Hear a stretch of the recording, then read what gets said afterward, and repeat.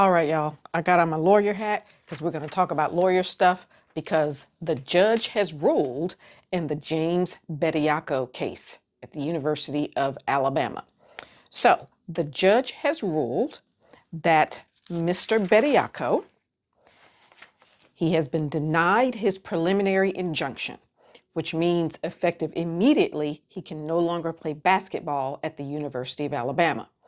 Now, his coach already said that he would not take his scholarship so he can continue to pursue his academics and his degree, but his basketball career is over at Alabama. So, to just remind you, he left the University of Alabama after having played 2 years in 2023. He entered the NBA draft. He was not drafted, but he signed a two-way contract. Okay, he played 3 seasons in the G League.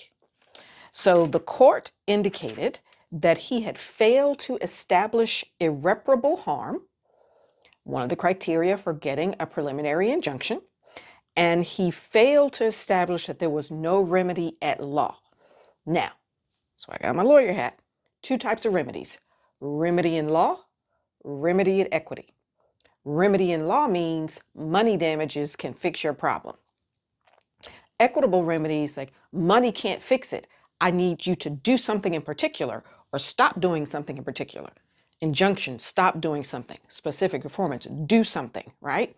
So they're saying that he failed to establish that there was no remedy at law that would be sufficient for him. And he also failed to demonstrate that he had a reasonable chance to succeed on the merits of the case. And then the court said that he was indeed subject to the NCAA rules. So Mr. Bediako is done. Now, how do we reconcile his case with all these other cases that I've mentioned to you? Recall, we have James Nnaji, who's at Baylor. Now, Mr. Nnaji is Nigerian, and there's a different set of rules if you're international, okay? He never attended college in the US or anywhere. He was drafted. He did not sign a contract. He did not play in the NBA, and he did not play in the G League. He played 4 years in Europe. So this is his set of facts. He's got 4 years of eligibility at Baylor, okay? Then you have Theory Darlan from the Central African Republic, who is currently at Santa Clara State. Now, Mr. Darlan, played for G League Ignite. And you might remember that G League Ignite was this special kind of team where you finished your high school, you wanted to begin to commercialize yourself immediately, and then with the expectation that you would end up getting drafted in the NBA in a G League Ignite. So, and they made money, okay? So he played for the G League Ignite for a few years.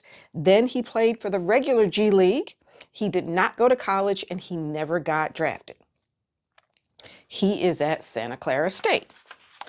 And then there is London Johnson, who is Jamaican, but he played high school basketball in Norcross, Georgia, and he's currently at Louisville.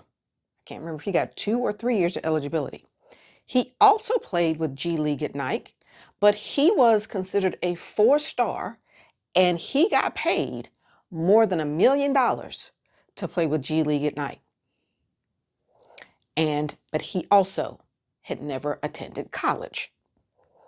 Now, you compare that to Mr. Bediako, who went to college for 2 years, was not an international player.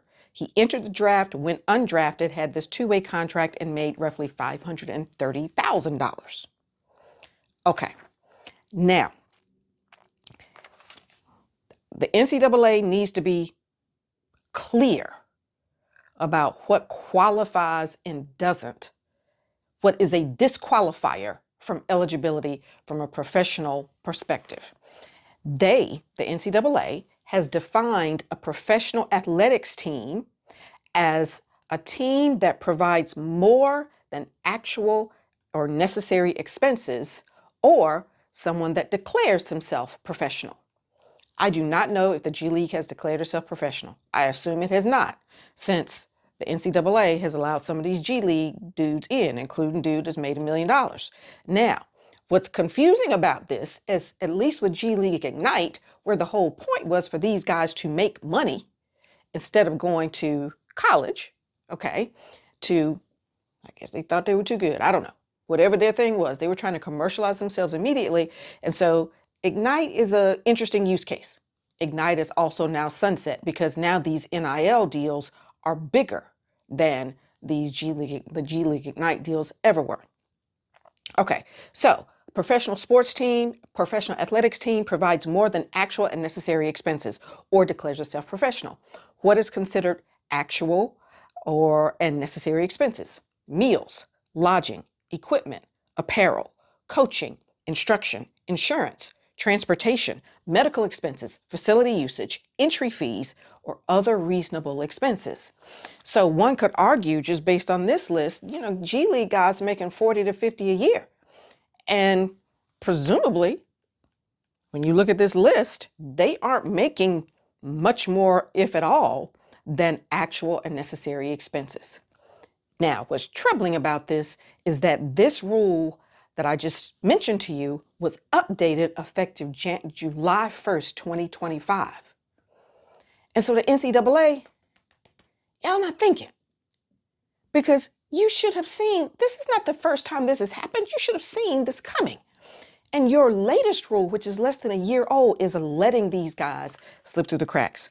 Now, NCAA, the court has given you an opportunity to get yourself together. At least the court in Alabama has. Each of these guys going to state courts to try to get their own way. What happens in Alabama does not matter in any place other than Alabama at a state court level. So if somebody wants to argue something different in California and have success, they can try that. They want to argue something different in Mississippi, they can try that. I suggest NCAA, you get yourself together and get a firm rule about how you want to treat these guys who play in Europe, these guys who play in G League, okay? As I understand it, is now coming to light in basketball, but there's this European player thing all over other sports in the NCAA, where these people have been playing in Europe for years and then come and take scholarships from folks who just trying to come through the high school recruit route. Anyway, we will see how all this turns out, but for right now, Mr. Bediako is done, and hopefully the NCAA will take the opportunity to correct itself, draw a bright line rule, and follow it to the T. As always, I'm interested to know what you think.